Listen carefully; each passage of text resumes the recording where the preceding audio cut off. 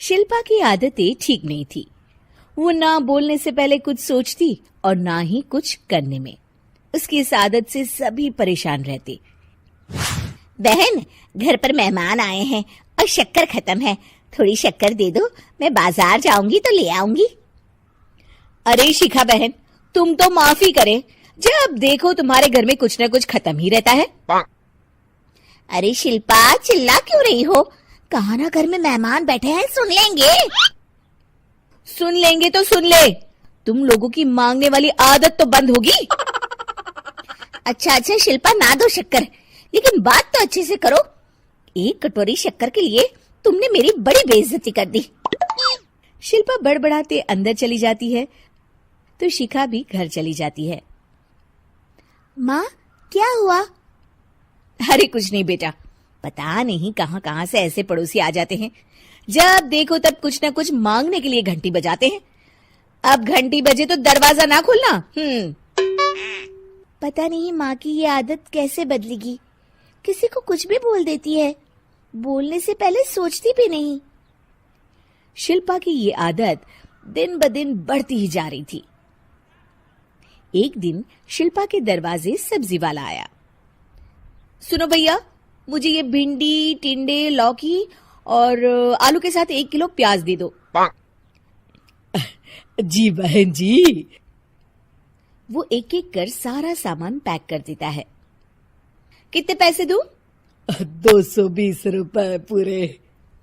अरे इतना महंगा नहीं। हाँ, मैं तो सिर्फ 150 दूंगी।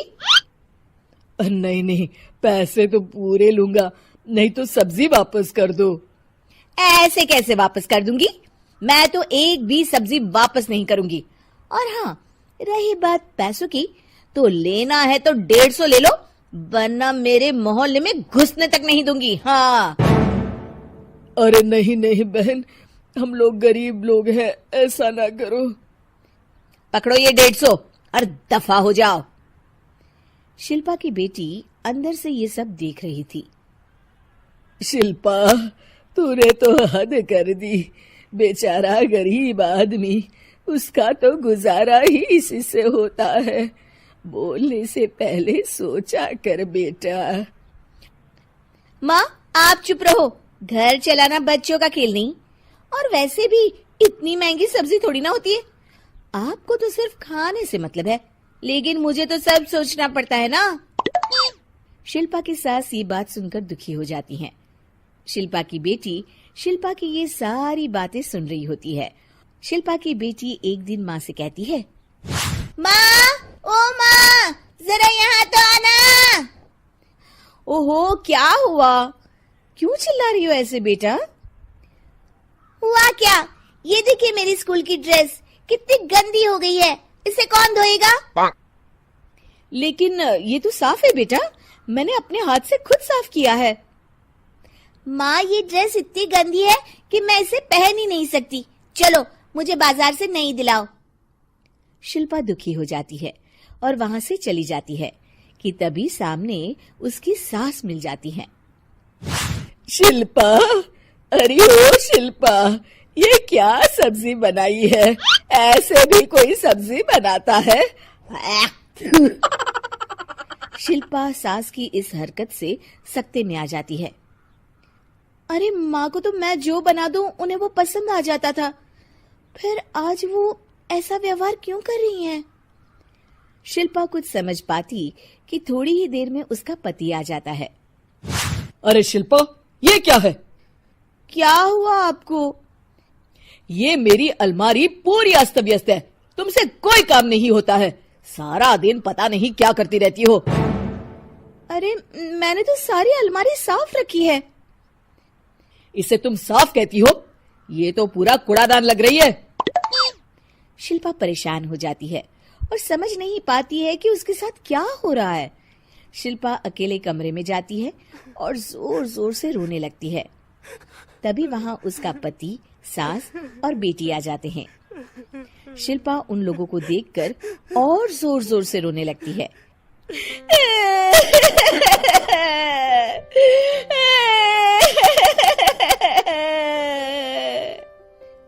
कि तभी उसकी सास उससे कहती है, क्या हुआ? यहाँ बैठकर रोती रहोगी या फिर खाने को भी कुछ बनाओगी?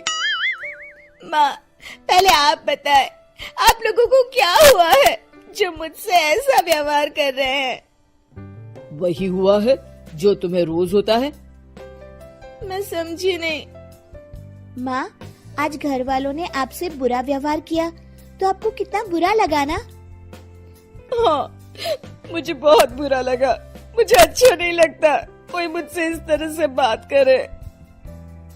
सही कहा शिल्पा, जो चीज तुम्हें खुद के लिए अच्छी नहीं लगती वो तुम्हें दूसरों के साथ भी तो नहीं करनी चाहिए। बेटा, हम तुम्हारे अपने हैं, फिर भी तुम्हें अपनों की बात का बुरा लगा। लेकिन सोचो, जिन बाहर के लोगों से तुम ऐसा व्यवहार करती हो उन्हें कैसा लगता होगा।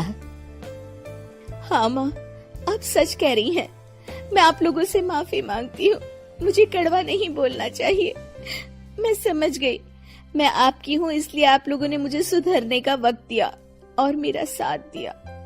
लेकिन जिन बाहर के लोगों से मैं बुरा व्यवहार करती आई, वो लोग मेरे कड़वे बोल से कितने दुखी होते होंगे। मैं वादा करती हूँ, आज से ऐसा व्यवहार किसी के साथ नहीं करूंगी। सीख, हमें दूसरों के साथ वैसा ही व्यवहार करना चाहिए जो हम खुद के लिए अपेक्षा करते हैं।